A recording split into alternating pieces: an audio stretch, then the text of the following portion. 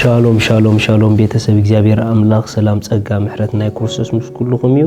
ሎም ድማ ከምቲ ኩሉ ግዜ እንካፈሎ ንመዓልቲ ዝኸውን ናይ ህይወት ቃል በፍላይ ሎሚ ከምቲ ትማለድ ጀመርኩልኩም ኣብ 2021 እዚ ዓመት እዚኣ ናይ መንፈስ ቅዱስ ዓመት ብሓቂ ንኽትኮነልና ማለት ናይ መንፈስ ቅዱስ ምልአት ኣብ ህይወትና ክንሪኦ ናይ መንፈስ ቅዱስ ምንቅስቃስ ኣብ ህይወትና ክንሪኦ ንርእስና ድማ ኣብ ናይ መንፈስ ቅዱስ ሓሳብ ንኽንረኽባ ኣብ 2021 እንታይ ንግበር ዝብል ኢና ንርኢ ዘለና ኣብ 2021 ናይ بحق ناي منفس قدس عمد كونلنا كمز نجبر كل جزء نزمرن نمسكنن سلزلو معنتي كل جزء نزمرن نمسكنن أبكر تجحن إسران حدا نزبل كرينا مخنياتو كل جزء زمرو كل جزء زمسكنو أبناي منفس قدس ملعتهم هيوتهم زرخوا أتهم كل جزء زمرو كل جزء زمسكنو كي قارو بمنفس قدس انتعتهم وليهم زمالالوسو بمنفس قدس كابت حدا نملو من قدي نزمر نمسكن سبات انت دا أخوين نجزيابير نملخون تدا خوينا كل جزء وشتنا بمنفسو تشارج خون كجمري شو هيوتنا خان دعتها نتخيل كجمري سلازي كم تزحلفه تقص زرعنا يوم نعرينا هنرينا إفيسون معرف حمشتن እሺ ከ10 5 ባርሶ እንያ ጥቁፊ እሞ ጊዜ አዲኩን ከም ለባማትን በርከ ማዓሹ ዘይኮነ ከመይ ብጥንቃቀ ከምትማላለሱ ተመልከቱ ምእንቲ ዝፈቃድ ጎይታ እንታይ ምዃኑ አስተውዕሉም በር አያሹ አይትኹኑ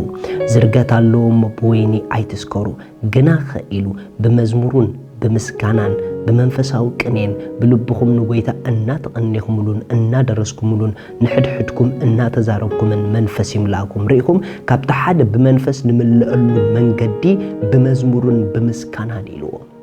ريهم كابتا حد مزمورون مسكانان أبتناي منفس قدس حساب نهيوت كاختر خبايم زقوبروها انت داخل تشحن عسران حدا بحكي كل من كسقاساتنا كل سقومتنا كم حساب منفس قدس قوانا لنا ندل انت دا أخوينا أبناي منفس قدس حساب نرأسي كن رخبا زقبرنا من قدي أملوخو مسكانا مزماريو انت دا أدين زمر انت دا أدين مسكن انت دا أدين ملخ قوينا نرأسنا أبناي منفس قدس حساب كن رخبا أين خلنينا لكع كم تمسكانان أملخون زمارن أبناي منفسو علم نرأسخا خم ترخبا زقبركا مقرم رام دما لكعكم أبناي تخوفو ديابلوس منفس نرأسخا خم ترخبا يقبركا كل جيزي زقروم رمو سبات كل جيزي زمارو سبات هيوتو ممليسون دات المتى يزخيد هيوتو ممليسون دات بالاشو يزخيد كم ناي منفس قدس حساب نداوت يمزغرو سلازي أحواتي كل تشحن إسران حدنجن هيوتنا أبناي منفس قدس حساب طرح كن رخبان دلن دحر كوينا منفس قدس بأملخو بمسكانا بزمار زسرح منفسيو هاليلويا سلازي كدقسو كلهم زمرو كتكدو كلهم زمرو أمسكنو عللو بقى معلال تلامودو أوداتنا أوالدنا معلال نلامد اتوم بقويتا زحقوسو كل جيزي مزمور مسكانا كاب حقوسي زفسس مصحف قدس كاب بقويتا كل جيزي تحقوسي زبلنا which means كل جيزي أم مزمورنا أملخون كنبري أملخ تصويعنا هذا نجر رجعنا خوينا خنقرنكم أنت دا أنا مزمور نايم لخو نايم مسكانا هيوت زيبلنا خوينو أمنوني أندا ورد نمبر أندا وسخنا عين خيدنينا كل جزء ندلع علي كل جزء نقميت أندا خلنا هيوتنا خد كيد ندلع أنت دا خوينا زمرت نقول أمسكنت نقول أملخت نقول متحف قدوس نبقى تصودو بزماري أتوي يسبل هاليلويا نبقى في دقيقات بوداسي يسوس نزل عالم قويتايو نا إجزابير في دقيقات نا إجزابير أتصد بأملخو بمسكانا إيزوتو أملخو المسكانا نفللي اللوم أملخو نا إجزابير عبيد ترديكا اتهبو ملاشيو مسكانا دما نا إجزابير وعلة ترديكا اتهبو ملاشيو ريخا حوي نا إجزابير عبيد موشتخا خقادو اللخولو كابزد تلاعيلكا اتهبو ملاش سلا عبيدو سلا سراروحو اتهبو ملاش أملخويو بقى سلا أملاخ النوتو نجزابير تهبو ملاش أملخوي كابز تبجيس كي خنا أملاخ تملخو مسكانا دما إجزابير زو على الكاو علت كابو تبجيس كا ملاش كتهب كل خا مسكانا يو سلازي نجزابير سلا عبيتو نملكو نجزابير سلا سنايس روحو نباركو نجزابير سلا وعلت كل جزينا مسكنو عبد التشحن إسران حدا وسنو ዝኾነ ዓይነት ኩነታት ንምስጋናና ንስሓቕና ንኣምልኾና ንዕልልታና ከምዘይ ወስዶ ንወስን ኣነ ኣብ 2021 ካብ ኣምልኾን ምስጋናን ምንም ነገር ከውፀና ኣይፍቅድን ኢልኩ ወስኒ ሰሓክ ማንም ንኸይወስዶ 2021 ወስኒ ስምዒት ክኾን ይኽእል እትርእዮ ኩነታት ክኾን ይኽእል ጊዜያዊ ሓላፍ ነገራትካ ክኾን ይኽእል ኣምልኾኻ ከይወስዶ ተጠንቀቕ መጽሓፍ ቅዱስ ከምዚ ይብል ኣብ ግብረ ሐዋርያት ምዕራፍ 16 ጥቕሲ 25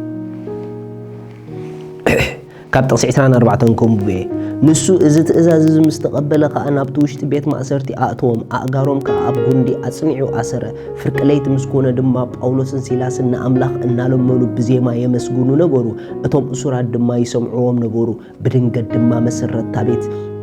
ማእሰርቲ ክሳዕ ዝናወፅ ብርቱዕ ምንጥቕጣቕ ምድሪ ኾነ ብኡ ንብኡ ከዓ ኩሉ እቲ ማዓፁ ተኸፍተ ናይ ኩላቶም መቃውሑ እውን ተኸፍተ ብጣዕሚ ይዝገርም ርኢኹም ንጳውሎስን ንሲላስን ቀጥቂጦም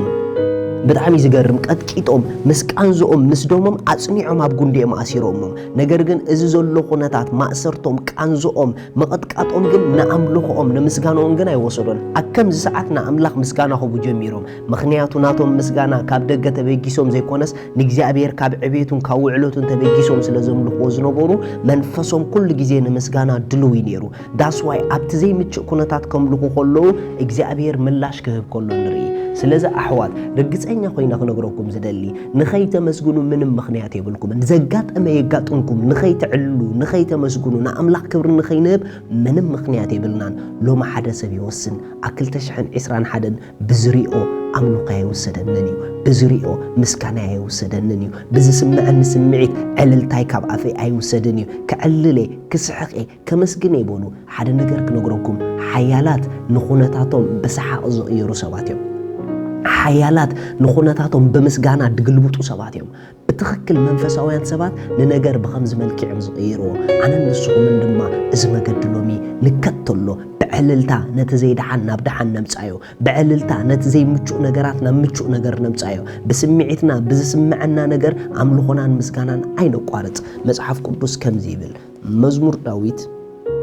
89 መዝሙር ዳዊት 89 ካብ ጥቕሲ 15 ክንሪኣ ኢና መዝሙር ዳዊት 89 ክብል መዝሙር ዳዊት 89 ካብ ጥቕሲ 15 የቐሬታ እቲ ዕልልታ ዝፈልጥ ህዝቢ ብፁዕ እዩ ወይ እግዚኣብሔር ብብርሃንካ ገጽካ ንመላለስ ብብርሃን ገጽካ ይመላለሱ ብስምካ ምሉእ መዓልቲ ይሕጎሱ ብጽድቅኻ እውን ልዕል ይብሉ ክብሪ ሓይሎም ንስኻ ኢኻ እሞ ብመጎስካ ቀርንና ልዕል ክብል እዩ ዋልታና ናይ እግዚአብሔር እሞ ንጉስና ናይቲ ናይ እስራኤል ቅዱስ እዩ ብጣዕሚ ዝገርም ክጅምር ከሎ ግን እንታይ ኢሉ እቲ ዕልልታ ዝፈልጥ ህዝቢ ብፁዕ እዩ ወይ እግዚአብሔር ብብርሃን ገጽካ ይመላለሱ ብናይ እግዚአብሔር ብርሃን ገጹ ክንመላለስ ንደሊ እንድሕር ኮይንና ዕልልታ ንፍለጥ ምዝማር ንፍለጥ ኣምልኾ ንፍለጥ ዓልሉ ሻውት ግበሩ ንኣምላኽ ኣመስግኑ እንተ ደኣ በዚ መገዲ ኸይድኩም ብናይ ኣምላኽ ብርሃን 2021 ክትመላለሱ ኢኹም ኣምላኽ ሰማይ ይባርኽኩም ሎሚ ንጎይታና ኢየሱስ ክርስቶስ ወሲንኩም ኣብ ህይወትኩም ተቐበልኩም ሰባት እዛ መዓልትኹም እያ ሎም ወሲንኩም ተቐበሉ ንጎይታ ምቕባል ናይ ዘለዓለም ህይወት ክትረከቡ ደብረካ እዩ ስለዚ ናይ ዘለዓለም ህይወት ትደሊ እንትኾንኩም እዛ ጸሎት እዚኣ ጸልዩ እግዚአብሔር አቦ ስለ ወድኻ ኢየሱስ ክርስቶስ የመስግነካ ኣለኹ የኣምን ኣለኹ ኢየሱስ ክርስቶስ ስለ ኃጢአተይ ከም ድተሰቕለን ዕዳ ኃጢአተይ ከም ዝኸፈሎን ስለይ ከም ዝሞተ ኣምላኽ ብሳልሰይቲ መዓልቲ ከም ዘተንስኦ ኣቤማን ኣምላኽ ከም ዝተቐመጠ የኣምን ኣለኹ ኢየሱስ ክርስቶስ ጎይታይ መድሓኒይ ኣምላኸይ እዩ ካብዛ ሰዓት ንኢየሱስ ክርስቶስ ብምእማነይ ሓድሽ ፍጥረት ውሉድ ኣምላኽ ኮይነየ መንፈስ ቅዱስ በእምነት ብሽም ኢየሱስ ይቕበለካ ኣለኹ አሜን እዚኣ ዝወሰንኩም ብጣዕሚ እንቋሓጎሰኩም በዚ ብታሕቲ ዘሎ ጎይታ ከም ዝተቐበልኩም ንገብሩና ዘድልየኩም ወረኣት ከንሰደልኩም ኢና ሻሎም